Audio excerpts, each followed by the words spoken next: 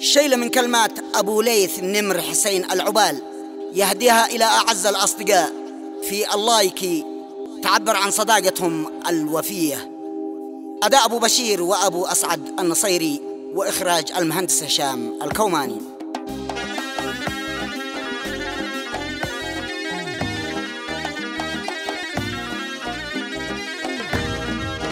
مع تحيات تسجيلات الكوماني.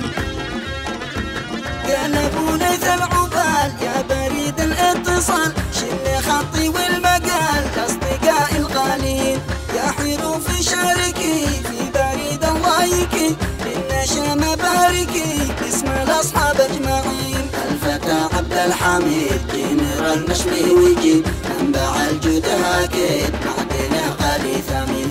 المهذب جنرال أشكر رمز الرجال، شيمته تزر جبال والوفا ناجي يقين. وأبو مهران لا في فؤادي منزله، والوفا والمرجله منهج في كل حين. الله الله.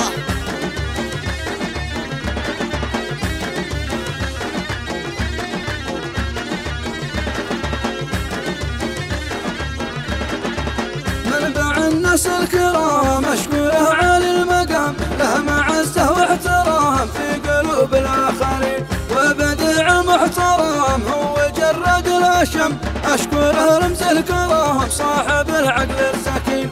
الكرم من طيبته والوفا من شيمته، أفتخر في صحبته منبع الطبع الحصين. واشكر أمريكي والسام المهذب والهمام، فيه عنوان الوئام يشفي القلب الحزين. واشكر القلب النبيل الهمام باصيل، واشكر الأخ الوكيل المهذب والأمين.